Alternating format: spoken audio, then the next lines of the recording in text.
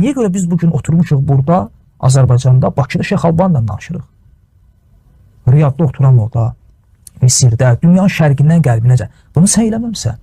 Bunu Şeyx Albaninin öz şəxsi yəni marağı və ya cəhdi də olmayıb buna. Bu Allahın lütfüdür.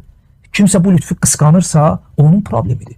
Kimsə bu lütfü danmağa çalışırsa, onun problemidir. Kimsə buna kölgə salmağa çalışırsa, bu onun problemidir. Bacarmayacaqlar. Ona görə fikir ver, İbn Teymiyyə Rahmanullah en gözəl misaldır.